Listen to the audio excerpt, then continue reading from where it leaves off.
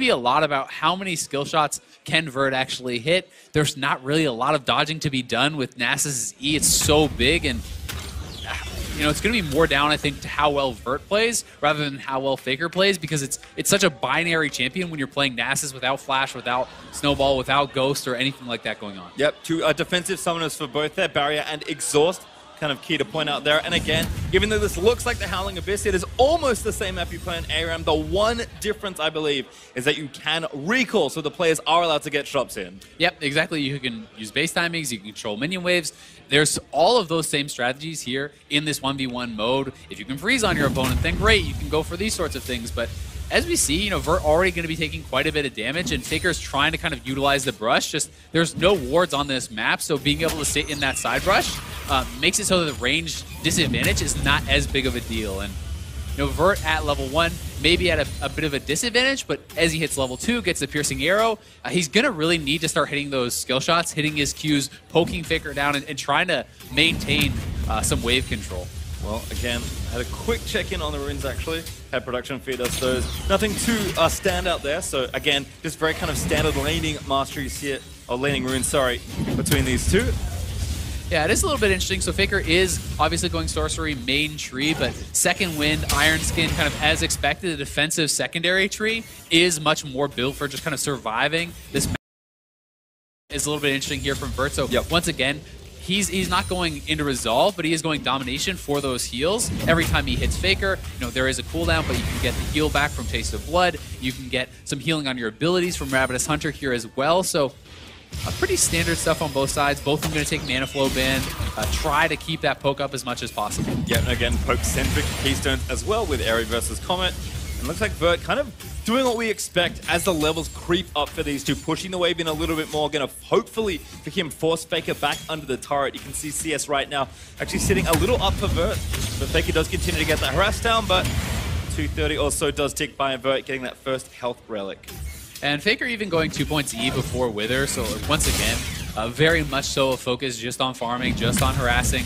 But I do feel like if Vert can stabilize this is super winnable, right? This is really, the ball is kind of in his court as far as this 1v1 goes, because there's nothing surprising Faker can really do to you on a Nasus without a move block and without a summoner spell to actually close that gap. Yep, no Snowball, no Flash, no Ghost, no nothing to really get him in range. So there's going to be a lot of trading. Again, Vert still up on CS, but looking a little low on health, unfortunately for him. Faker getting a bit better of the trades using that E constantly. And he is out of potions. So Vert honestly is going to have to base. And if you base in this situation, you start to actually give up the minion advantage that you have, right? Because it is tied right now. Vert is kind of trying to greed it out and see some of these last minions, but basing in this position, he's trying to hope basically that the cannon will delay Faker enough and sees that he is going to be pushed in. But if you stay around too much, if you get hit by 1 or 2 more E's, you're very easily diveable. Yeah, certainly diving is possible in this game. Definitely a lot more dangerous when you don't have a mobility summoner, but again, Faker just with that harass. Yeah, I mean, you hit 1 more E and he could die, right? So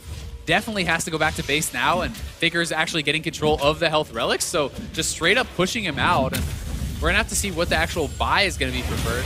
Double Doran's Blade, a bunch more potions so far, so is gonna be trying to have the extra HP, have enough lifesteal that hopefully he can kind of sustain through this. Yep, and we see a lot of Dorans, of course, in this game mode because they are very cost effective. That's really all you want is stats right now. Faker mixing it up. Again, really itemizing towards that farm win that you expected. Glacial Shroud done. Got some extra potions. And of course, even a rejuvenation bead.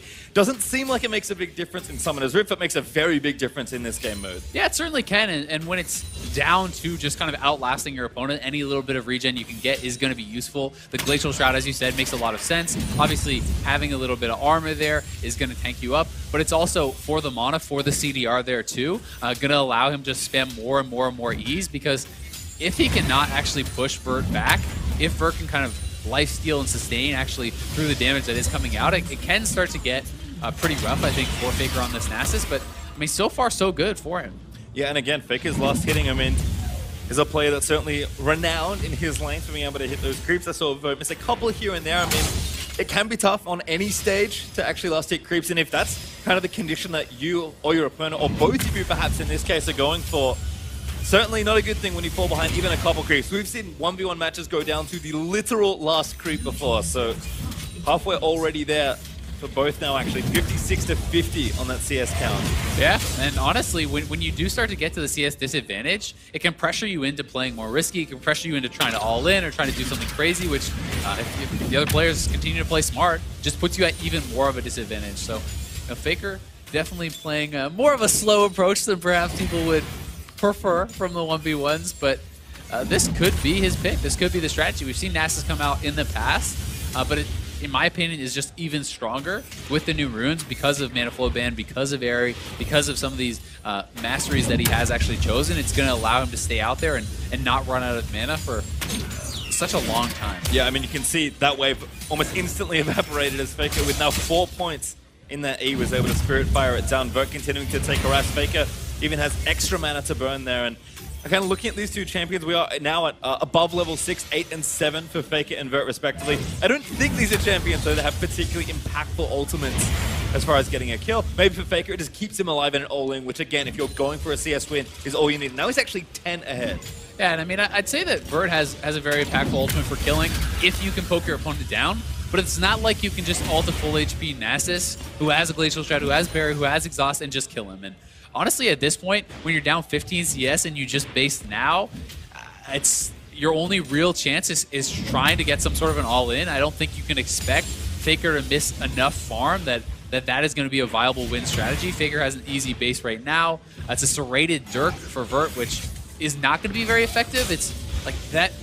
Building flat armor pen is really strong against people who are not building armor, who are squishies, but because Faker already has a Glacial Shroud, he has tabbies now as well, it's not really going to get anything done for him, so it's looking pretty grim. I think tabbies is the huge buy there, actually. Yeah. I mean, that item is already insanely efficient in every game mode, and in this particular situation, it feels almost untenable for Vert. Yeah, and when your opponent has no boots, Faker actually does have the option to try to run him down now because you have such a movement speed advantage. If he pushes up like this, you could actually try to go for more of the style play and just try to walk up and kill him. But for now, Vert's got to kind of choose his moment. You're not going to win on farm by kind of playing it out slowly at this point. So you have to go for the all-in and kind of hope something's going to happen. Otherwise, it's getting close to kind of just a straight-up CS defeat. Yep, we've got pretty much 2 waves. Yeah, 2 waves. Faker hits 89, so not a lot left. Yeah, and I mean, at that point, Faker could just get the rest of CS from range with his E, right? And Faker may actually go for the all-in here, but might as well pressure, have a lot of health and your ultimate to work with. Faker waiting on that E cooldown, just gonna slam it down when he sees the moment. And again, more farm falls, only 5 left now for Faker. Even takes the relic off of Vert's side of the map. Yeah, that's it, man. I mean, it's too late. He's gonna proxy. Go behind. Oh, gets Sand of Corruption. Maybe it's not on him though, so he's not really in any danger at all. He can just walk back out. This is the last wave he needs access to. I feel like Faker's kind of messing with him at this point. He still has his ultimate. He's just going to go into finish. He's got Barrier as well and Exhaust. Really nothing to worry about. Exhaust down there for Vert, but the wave are just ticking down. Faker needs one more CS. They're going to go in for the Mono. Oh, Mono. And Exhaust down. A Barrier pop of Vert, but Faker will get the final save. Faker with the +6 to finish him off. I was at 99 CS and needed one more, and you were it, Vert. Faker with a super stylish 100 CS win. Yeah, he was the 100th CS himself, as you said. So Vert giving his best there, but it seemed like Faker kind of just outthought him a little bit. I mean, if you're both going to go defensive, Faker had better control of the minion wave. He's able to push him out, with the Mana Flow Ban, with the Emax and the Airy. Pretty much just really was a Faker on Nasus, so it'll be interesting to see if Fofo can kind of outlast him. He did end up actually changing over to the Exhaust, so again, mirrored summoners here, Barrier and Exhaust. Can already see Mana Flow Ban, as expected, taken by Bjergsen just based on the glowing blue of his health bar. But certainly did stick with those defensive summoners. Again, probably see a lot of those here in the tournament. Fofo not going to eat that first Q. In fact, draws the first bit of damage, Hail of Arrows into that Comet proc, and Bjergsen just going to go back. This is something you can do on this map. And it's actually a pretty interesting start here from Fofo. So Boots 4-pot, a lot of it is coming down to kind of how effective this start is based on how many skill shots can you dodge, right? How much can you actually avoid from the Syndra, because you don't really have any combat power from it. It's just the added move speed. If you can dodge a lot of Syndra's skill shots, all 3 of them are skill shots, then it can become very, very effective. And you also have access to quite a lot of sustain with the 4-pot start here. So if he can dodge out some of Bjergsen's abilities and tag him with a lot of his own, Bjergsen is only on half the kind of sustain that his opponent has. So Fofo could play this patiently and look to kind of just push his opponent out. Well, Bjergsen getting that harass started, but Fofo again getting it going with the Comet after the E. Kind of fun point of pride between these two as well. Fofo, one of his bigger international stages here, after leading his team to 2 good-looking victories. Bjergsen, of course, a former 1v1 champion as well at the All-Star event. So both of these players looking to move on. And unfortunately for this event, it is a best of 1 single elim moving, at least until you move into the later stages. So not a lot of room for mistakes. No, not at all. And it's going to be some really tight competition because I do think players are starting to take the 1v1 more and more seriously, kind of as a point of pride, right? It is this thing where there's no excuses really on the table. It is just you versus your opponent. It is not your team versus their team. And these guys want to show that they are the most dominant player on the Rift, that they can crush some of the competition. Yep, my hope for fun died when Grass of the Undying Caitlyn was a thing.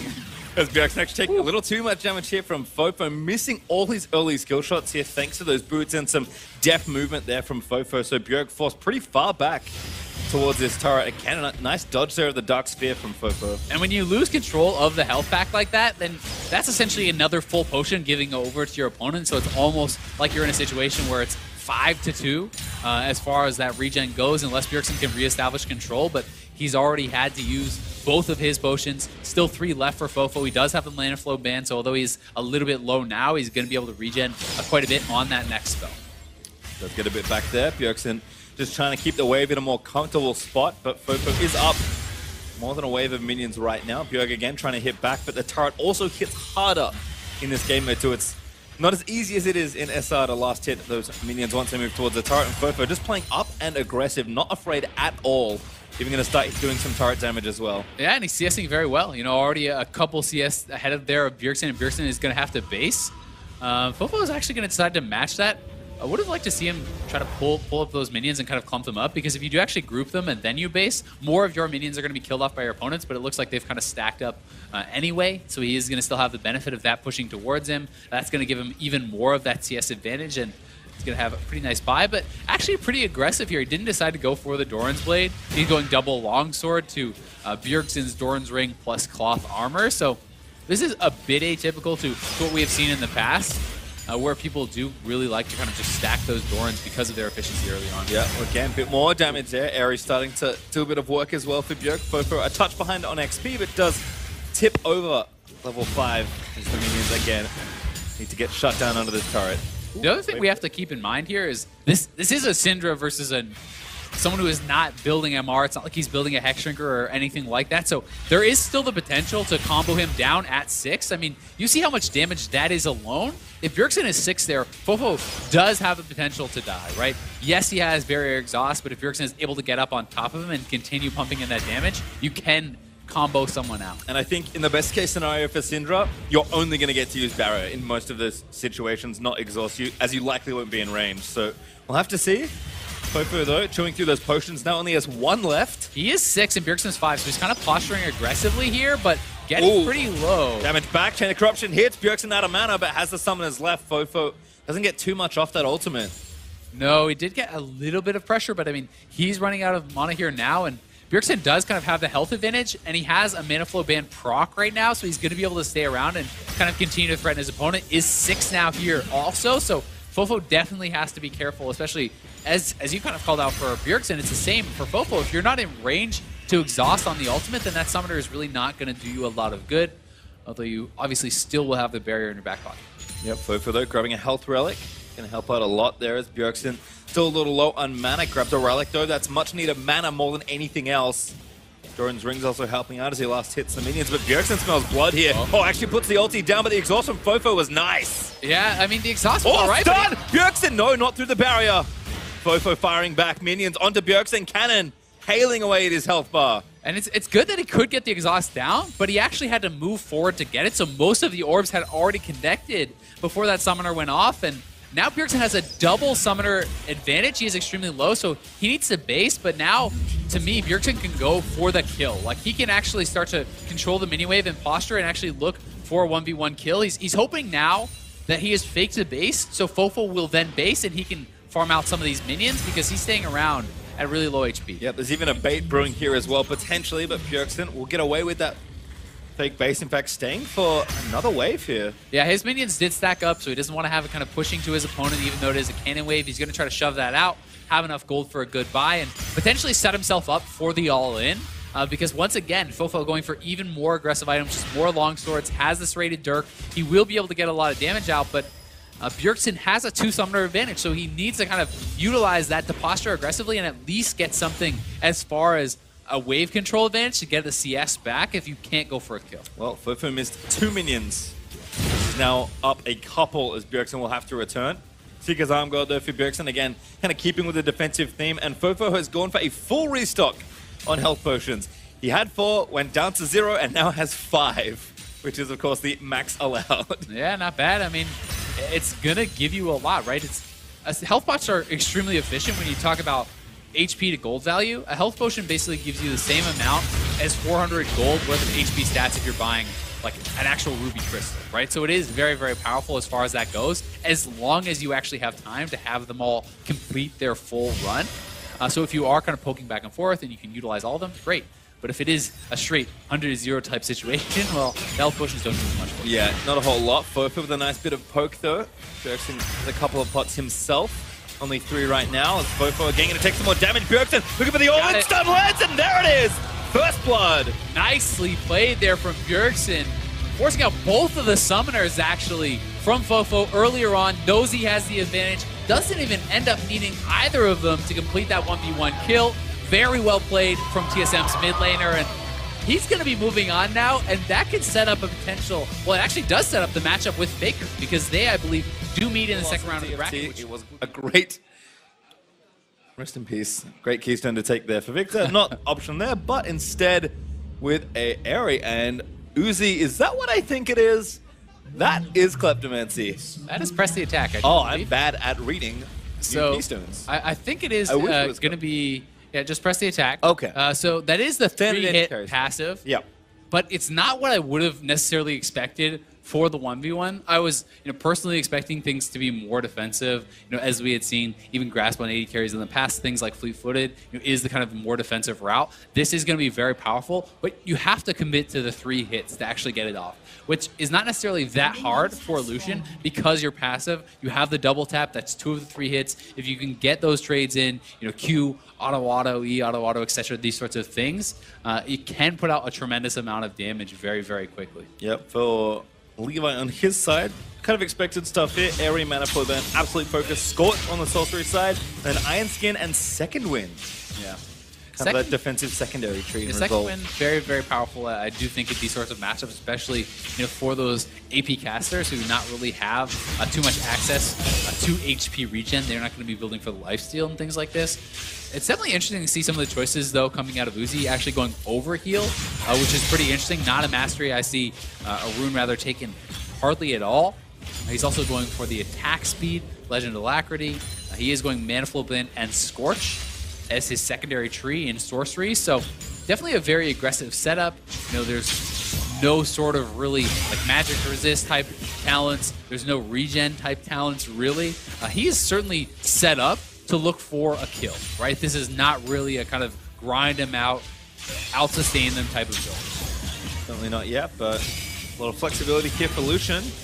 Doesn't dodge that laser though. Uzi taking a little bit of damage actually early on for the harass, but Levi looks out of mana. Yeah, he does look out of mana, but it's 2 potions down already for Uzi, and Levi, he does still have the mana flow ban, so he's going to be able to recoup a lot of this, and I'd say the early stage is going very well for him. Certainly having the push, getting access to that health crystal for Uzi makes a really, really big difference, because already being down a couple of potions without something like a Doran's Blade, without any sort of innate sustain is going to kind of hurt you.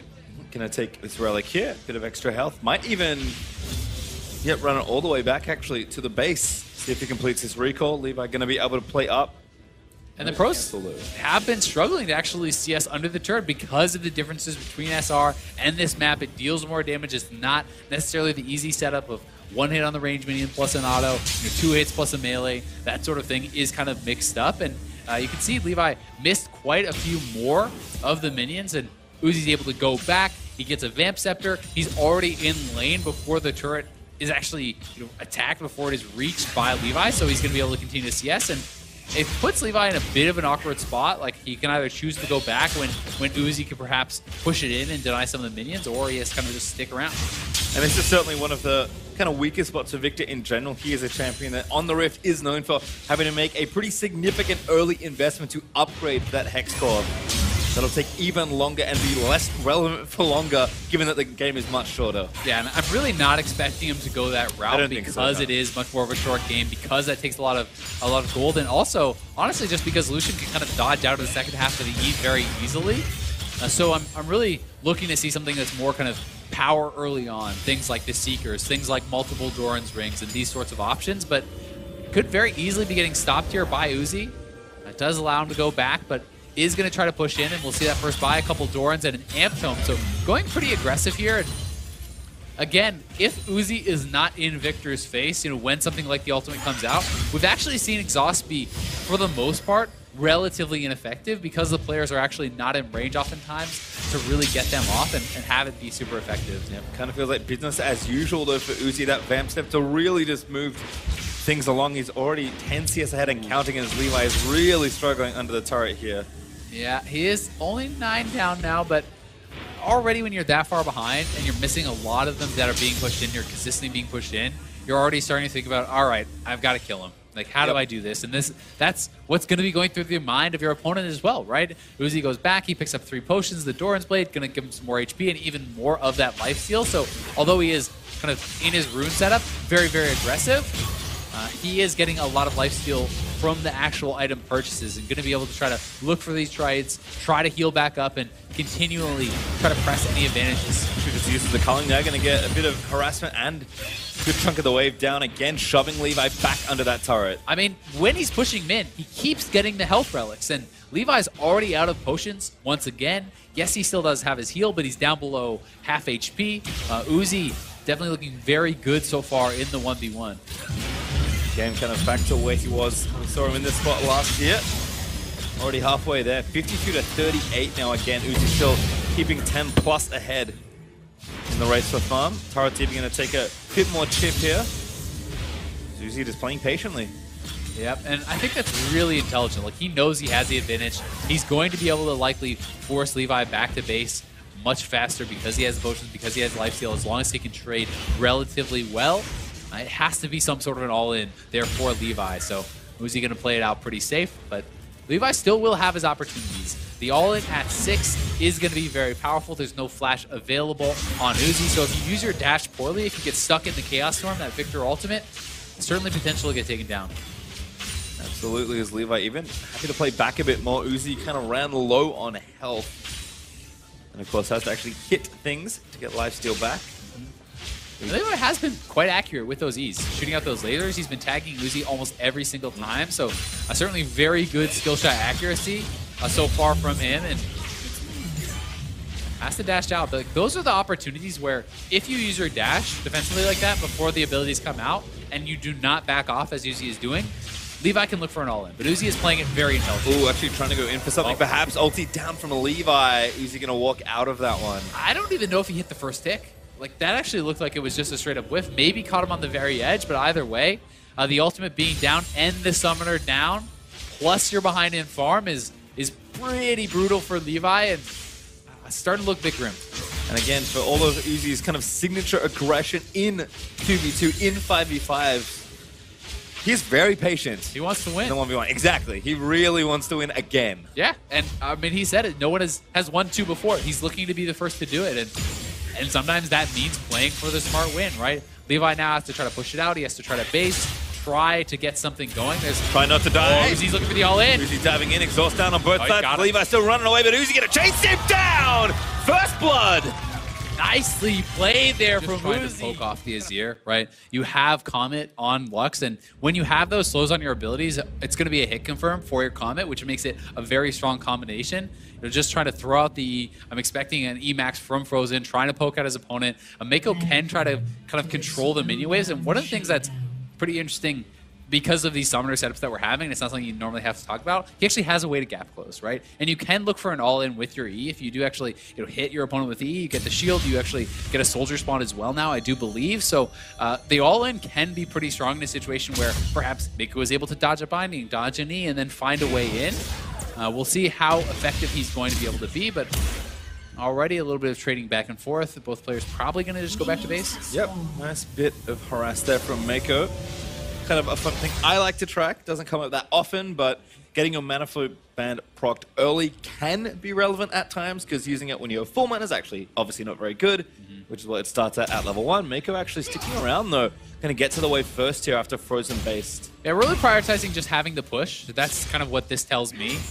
Because he is going to be sacrificing some health to do that. You know, he's down around 90 or 100 health. Like, that is actually pretty significant. That's almost a full potion that he kind of sacrificed for not basing. But he has cleared out the wave, and he's hoping now that he will be able to deny enough of the CS away from his opponent to make that worth it. But he did miss 2 of the CS uncontested on his own, so we'll see if it pays off. Yeah, like you said, sport sometimes not as who's to getting them last hits. As Airy vs. Comet once again. He's 4 for 4. Missed. Not doing so hot on the CSing there. Yep, gonna have to get them back through.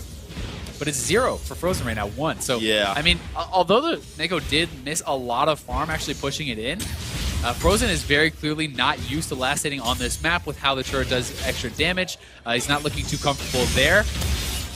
And it is ending up with a slight advantage for Mako, even though he only got 6 of the 12 minions. Nice step forward there for Mako. I think trying to get out from under the radius of E. Part of the problem there, though, is Mako is trading into a cannon wave, right? So he's actually stepping forward, and I feel like he actually won those trades as far as the damage that the opponents dealt to each other. But when Frozen has a cannon that's actually retaliating there, it's going to do as much or more damage in the early game oftentimes than your abilities are actually dealing. So you have to be very cognizant of who has more range minions, who has the cannons working to their advantage. And right now it's Frozen that does have that wave kind of pushing for his side. 3 points Q for Mako. Probably not going to make a big difference not having your E. But certainly opting for, again, more trading power earlier. Frozen now level 4 though. Still taking damage. I mean, the E is only really going to come into play if you're trying to actually go for a full-on all-in. So I think 2 points Q early on does make a lot of sense. As well, I expect to see 2 points E from Frozen in the early levels, and then go your W for the shield at level 4, which is what he's done. Mako, you're going to have to see how much of this farm he can actually pick up, because right now they are tied. There's about 10 minions sitting at his turret. If he can grab some of this farm, could be a pretty nice advantage, get him a decent base, but so far has gotten the 1. He's going to pick up a couple more. Yeah, missed the cannon, but trying to, again, kind of get the scraps under the turret. It's a couple there, going to keep it pretty close. Yeah, not too bad. Yeah, 4 minions left there for Frozen to hit here, so he hits them all. They'll still be pretty even. Mako, they're taking a lot of harass as well, and this could be interesting on the back time as Mako going to grab his relic. Nice dodge of that light binding there by Mako. Lux's 6, certainly very relevant for some sort of, at least, harassment off. Forcing away, maybe getting a summon if you can connect with a light binding. Mako, though, playing up. Looks like he's going to try and get there first. Like, hitting down those minions. Yeah, it's a pretty interesting one. I mean, they're both staying around relatively low. They don't have any HP potions left, so... Ooh, Mako going back in. Frozen forced to burn the heal there. That's actually pretty nice, because it is traded back and forth, but now it's exhaust versus barrier. I do feel like Frozen is going to have more trouble getting good use out of the exhaust if Mako wants to sit back. There's not really going to be a chance for Frozen to do that, where you're always going to get some sort of use from that barrier. One of the really interesting choices here, though, is actually Celestial Body for Frozen. So he's actually taken 10% less damage dealt for 100 HP. So this is the mastery that you take 10% less damage dealt for the first 10 minutes, but you get the bonus health. So he's really kind of just prioritizing what he thinks to be survivability. He's figuring perhaps he can just poke his opponent out and make sure they can't get all in with that. He did also take the biscuit delivery, and oh my god, not even using the barrier. Mako, that was pretty close. I hope he calculated that one, because that was We'll close. give him the benefit of the doubt. My goodness, nice snipe there from Frozen, actually hitting the edge of that pretty big laser hitbox. The secondaries are really where the kind of differentiation here is, though. It's Celestial Body and Biscuit Delivery for Frozen versus Taste of Blood and Ravenous Hunter for Mako. So he is trying to look for the kind of healing from abilities, but I do think Frozen is kind of outthought him a little bit with the biscuits. I think you're going to get more health back than you can actually get in a short game from Taste of Blood. Oh, for the all-in. Coming in, has the ultimate, shuffles perfectly onto Frozen. Needs one more the minions are on him. Yeah, Mako now actually just has to deal with the minions. Frozen gets a bit of a shield. The health bars are so low. Oh, the minions are on Frozen. They're chasing him in. He's just going to die to those ranged minions. Mako waiting he doesn't again. have to do anything. Yep, chilling Just out. stand back. Let the soldiers do it. As these new minions get the kill. Oh my god. What a tilter for Frozen. The melee minion goes off on a rogue mission there, walks into the bush, and that's all it took. It gives the ranged minions the vision into the bush. Mako very intelligently backing off and pulls off a nice all-in. Sets up the minion kill there. He is going to move on. Support players looking pretty good. I mean, a funny situation at the end there, certainly, but Mako with a smooth Azir pretty combo. strong. We're going to have to see what they are going to bring out for us exactly, though. Certainly curious to see what happens here, but finally a mix-up here. You know, as our third 1v1 match is underway. I like Power of Evil playing kind of a trademark champ, but Airy on both sides. Pretty predictable here. Again, such a great harassment keystone. Yeah, and Corrupting Potion there, that is kind of more of a standard top lane start if you are going to go for these sorts of builds. Would not be surprised to just see him go heavily for that Q harass and try to really get a lot of a poke down on Power of Evil with that. Obviously, Orianna is not a purely auto-attack based champion. You can retaliation trade with your Qs, with your Ws, and use spells only. So we'll have to see exactly how Power of Evil wants to try to play it out. But generally speaking, it is very oppressive in these 1v1s to go up against Pantheon. Well, we did expect some mix-ups here for Power of Evil, so I'm going to read off his runes for you. Summonary, which we can see. Manifold Band, absolutely great. Absolute Focus. Scorch, Biscuit Delivery, and Futures Market. So secondary inspiration for Power of Evil. Okay. This is kind of interesting. I actually feel like Futures Market makes a fair bit of sense in the 1v1 situation because if you can actually get a strong early buy, the debt does not really matter because the game is going to very likely end before the debt actually comes into play and you're looking for multiple buys. So you get that one super strong buy on your first back. That seems pretty intelligent. And if you are getting poked out very heavily, well, Biscuit Delivery, if the game is going long enough that you can actually get those biscuits, is going to be the extra potions. But as we can see, Power of Evil has already taken quite a bit of damage, and Jisoo is going to have a fair bit of sustain with the 3 charges of Corruption there. I also like some of the choices here for Jisoo. I think Mirror Shell, taking the MR there, as well as Second Wind, is going to help him quite a bit. And Nullifying Orb, that's essentially your mini Hex Drinker in this 1v1. That's a lot of added kind of defense against these magic damage abilities that Power of Evil is going to be looking to spam out. Yeah, and if you're expecting some sort of all-in at one point along the 1v1, you're going to want that extra bit of shielding and effective health to get you through. Right now, though, PoE up a decent amount of CS. Jisoo kind of forced to play back. Couldn't quite get the spear harass going. And I do feel like if you lose control of the creep wave, then it becomes very hard for Jisoo to look for these trades because Power of Evil can just use all of these ranged minions and the cannon creep to his advantage. And if you're getting pushed back and you're forced into a situation where the Qs are just being used, like these spears are just being used to CS, I think it starts to look very, very dire for the Pantheon because you now cannot actually push forward. You've lost control of the creep wave. You are using your harass tool to CS, but you're going to be able to CS much more poorly than your opponent. And already, I mean, look at the turret damage. Yeah. Just because of the push that Power of Evil has gotten. And yeah, that was a double cannon wave that did a fair chunk of damage. Yeah. With a bit of help from Power of Evil to the turret. Finally evening up the experience as well for Jisoo. Was stuck on, stranded at level 2 for a while. Which isn't going to make it much easier. And you know it's got to be an all-in, right? It has to be a kill that Jisoo is looking for. Power of Evil is going for his first base. He has his first biscuit from the mastery that he took there, the rune rather.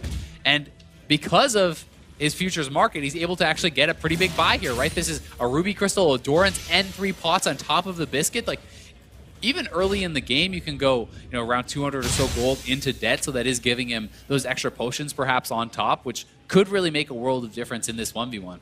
Certainly could, and again, a lot of defensive stuff, kind of as expected here. Power of Evil happy to farm things out with the lead he's built for himself already, but of course, if any sort of 1v1 starts, can at least get out, or maybe if Jisoo expends too many resources and has to kind of force back in a last-ditch attempt to win the 1v1, then Power of Evil can, of course, get that kill. So, like you said, like the reason the farm condition is basically there is so that games just don't stall out when nobody dies. Because at some point, you're right, you fall too far behind, you're forced to do something, and once you're at that deficit, it's usually pretty difficult, but at least you have some other way out potentially. And I mean, Jisoo is waiting a long time to actually base. I'm wondering now if he literally is just waiting for 6 as his only way to all in. Because then if Power of Evil pushes too far up, you do have the ability to kind of ult in, and that is your gap closer. Like, that is your way to actually prompt this 1v1 that you finally try to force your opponent into. But he would certainly like to get a good buy, right? The turret is taking a lot of damage. He is going to have to go back pretty soon, because if he doesn't go back now, he is 6. He can use his man drop to come back, but the turret is getting low. Like, he pretty much has to all in right away. Yeah, and I actually love what PoE did there. Hits the back caster creeps, lets them get low, and knows that if he needs to, he can instantly kill them, get 6, and try and get a kill under the turret. But that turret itself might be the actual win condition here for Power of Evil, because it is so low. Smart from PoE, though. Just go back, right? Yep. Buy as much defense as you can here. You already know you have basically secured the game just based on the turret damage if it does not end up in you getting all in. And that's why he goes back, he buys more potions, he buys another Ruby Crystal. That is a lot of extra damage that the Pantheon is likely going to be unable to put out. I mean, already 300 extra HP from the Ruby Crystal. He has the 4 potions on top of that. Yes, there is a serrated Dirk for his opponent, but it's going to be tough for Jisoo, and it feels like it would probably require a mistake here from PoE for Jisoo to really be able to find an opportunity, because you can just kite back, like, and you're going to continue to have better push than your opponent with the Orianna wave clear. So unless Jisoo can find a way to ult in on PoE, I don't know how it really happens from this point. Yeah, pretty egregious mistake as well, but here's Jisoo with the ultimate. He's actually going to go for it. Power of Evil going to kite his way back in. Jisoo jumps on. Exhaust is good though from PoE, and now Jisoo shockwave back in. Nowhere good to go. Still is the ignite, but Jisoo actually still fighting. He might have gotten that kill there, but Power of Evil did have the barrier. And now he can push in. He can threaten the dive. He has to try to threaten the dive here. If he can get in, he's going. No, that's too far. Oh, it's close. Oh, he got it. Oh my God, Jisoo! You're kidding me. Jisoo comes up with the miracle kill there. Power of Evil could have just gone back to base. All the summoners were used. The ultimate was down from Jisoo, and you have to think if PoE just based, he would have been able to come back and knock down that turret. Good either. You know what? I can't stop Sneaky from doing what he does, so we'll see what happens here. Does have Comet Jin, doesn't have Flash, so didn't completely run back the Summoner's Rune page and Summoner's Spells. BRTT with a heal, and both with Barrier, so some minor differences there. Yeah, and playing Airy as well for BRTT is definitely a popular mastery there on the Draven, and just to see how he wants to actually play this. No, this is not the way, BRTT. Run for the hills. Yeah. Cannot win auto attack trades versus Draven at level 1 unless they hold S. Also, not at level 2 or level 3 or level 4, and keep on counting. You're not going to win those auto attack trades, but you do have the spells, you do have the poke. If you can set something up, if you can poke him down before you go in, then obviously you do have the ability. Your short trades can also be very powerful with the 4th shot. If you can hit things like 4-shot Q combos, that can be a way to win. I do think that Sneaky's going to have to kind of play it somewhat intelligently. BRTT certainly can look to get aggressive and just try to smash Sneaky in a straight-up fight, whereas I think Sneaky needs to kind of try to avoid his opponent, look for short trades, try to be clever about it. Yep, see BRTT already spinning those axes though. Sneaky though meeting away pretty early and trying to keep his distance here. Does not want to get an auto range of the Draven if he can help it, but a little bit of bouncing grenades. Actually gets the first wave down early. And Sneaky is up 1 CS there after the first trade, but looking for the 4th trade, but he has to be careful. So he gets the move speed with that 4th auto and then really needs to kind of back up, because the continued extended trades are always going to go to BRTT as long as he has an axe, as long as he is continuing that. One thing, though, going for Sneaky is in the short term, the longsword 3-pot start is going to be much more effective because it takes so long for Doran's Blade to actually be able to heal you up. With that lifesteal. You know, it's kind of a longer term thing, but he has 4 shot. Really nice root actually from Sneaky. Gets the summoner as well there. You know, BRTT getting pretty scared because, see, he did hit the full spell combo, the Q bounce, the W root, and he has 4th shot, so he can really threaten to finish him off there. Getting a big summoner advantage like that early on, already things looking pretty good for Sneaky. Ooh, steal the relic. No, the other side. BRTT getting some damage back as well. Sneaky will be able to retreat to his own health relic, but perhaps wants to maintain the farm advantage, wants to push this in. And because the wave is so heavily in Sneaky's favor right now, BRTT kind of has to back up. He cannot posture aggressively because that wave is enormous, and you really cannot afford to try to trade into it. No, must respect him. We've seen that be very relevant today already in the 1v1 tournament. Sneaky again, just kind of holding out. Can kind of go back to the relic almost any time, you have to think. So he's going to get some harass back down. Nice comet there. Root doesn't connect, but the damage is there, which is still relevant. Yeah, it doesn't get the auto, so can't actually trigger the root, but he hit his Q, he hits the comet, he hits his W. That's the way he's going to need to play it. It has to be more about the poke, about the abilities, not the straight-up auto trades, short trades, trades from distance. He is out of the 3 pots now, though. You know, maybe could have actually saved a potion and gone back and grabbed that relic earlier, because it looked like he pretty much just got mana from that, but still does have the summoner advantage. And you hit another comet or two, BRTT's going to have to go back to base. There's that comet. Sneaky looking for it, but doesn't quite get there. Looks like we'll recall back to bases. We'll have a reset here. We can check in with the runes, though. Have a fun fact for everyone. They are almost exactly the same. Manifold Band, Celerity, Scorch, Iron Skin, and Second Wind, with the Keystone being the only difference, which you can see on your screen. So I think if we're talking about 80 carries in 1v1 in this tournament, these are masteries I'm expecting to see a lot. Yeah, I mean, I think this would be the standard Manifold Band, allowing you to get more poke out, Celerity for the move speed, Scorch is good in those short trades, and you know, Comet versus Area is just more of a champion-based thing. Iron Skin and Second Wind going to be very, very effective in those 1v1s. The flat armor as well as the HP regen there, always going to be good. And grabbing a cloth armor actually there for Sneaky, so perhaps, you know, just kind of valuing that armor. Maybe we have seen some players rushing lethality in a couple of these games, so maybe try to preempt a little bit of that. But either way, it's going to be an effective buy, and does have a Doran's Blade to his name here also. Yep, a bit more defensive there for Sneaky, but the SVT also filled up with those Doran's and consumables, so should be okay. Level 6 for Draven, probably not too relevant apart from the stats. Yeah, definitely a better buy though for Sneaky. Yep. And I mean, the level 6-4 Draven can be very powerful in an all-in, right? If you actually hit both parts of your ultimate, if you can get the pass-through and pull it back, like that is a massive amount of damage. And likewise, for Jhin, if you can poke someone out, you can threaten the kill simply with your ultimate, or alternatively, try to use it to poke out your opponent to try to get potions, which could be a little bit tough when you have 4 and 5 respectively, but still, options on the table. Curious to see if Sneaky can get the push, if he just kind of moves back, uses the ultimate, as harasses BRTT while he's trying to hit a couple minions, so damage here as well from the Draven. Sneaky trying to trade back, but as expected, Draven winning those trades. Good root though, here's the ultimate. Runs back out of the cone. Sneaky gonna need to stop firing away. Actually, base takes one extra shot. That's not gonna be it as Sneaky gets awfully low. Oh, Sneaky needed to cancel that ult. BRTT was out of there and he kept on shooting.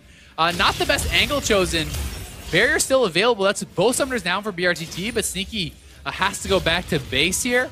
Had he aimed that ultimate better, that could have perhaps been a kill, or at least more forced out, more of an advantage there for BRTT, but misjudged the angle, perhaps thought he could catch him right on the very edge, because Jhin ultimate does kind of cheat a little bit with that.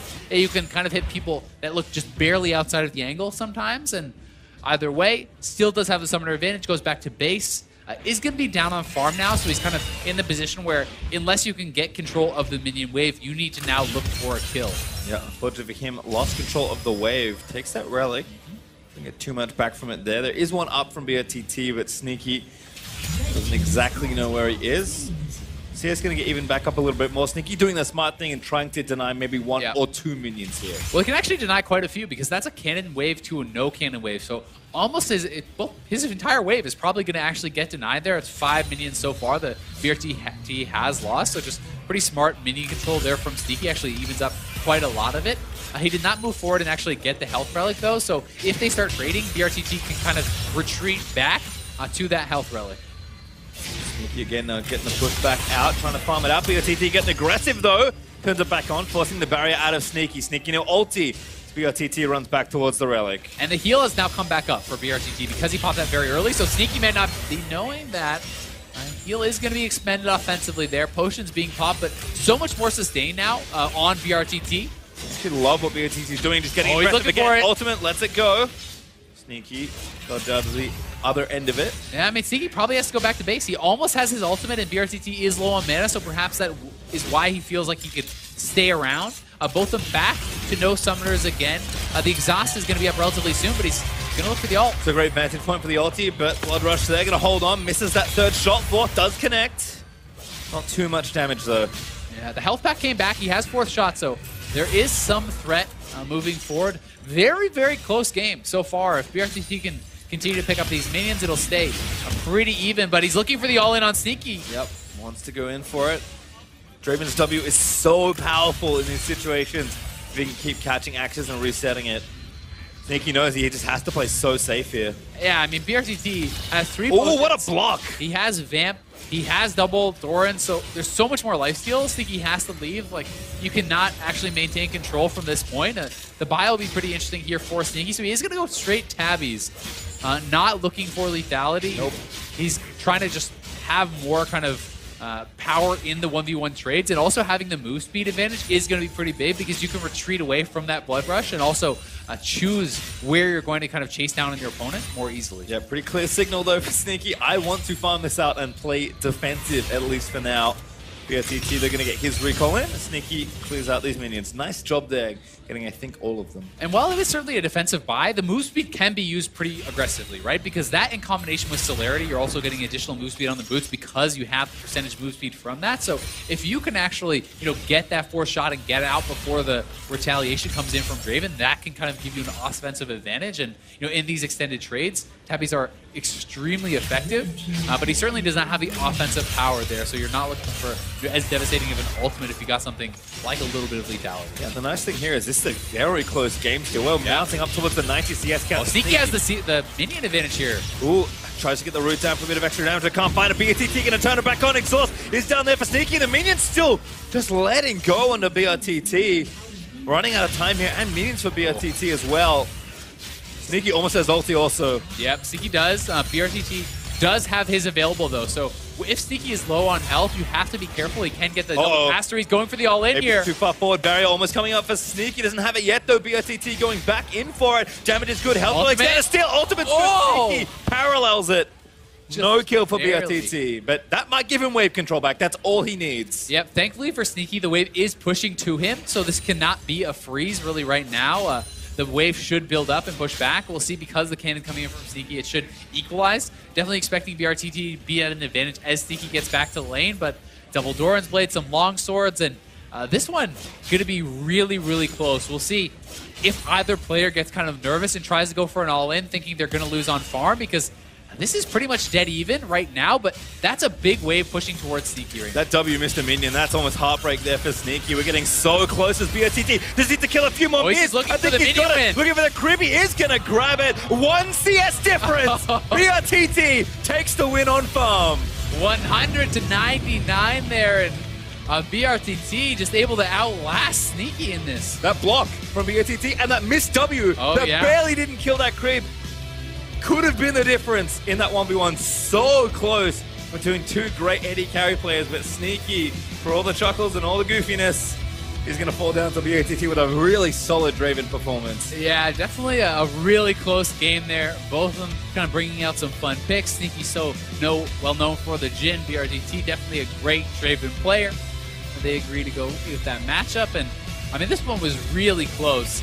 2 CS advantage at this point, but Sneaky with the Q, trying to pick up a couple more, but BRTT just a little bit ahead. The reload there for Sneaky. The last auto was actually in the air to kill the cannon. Grenade was bouncing as well. That was so close to Sneaky.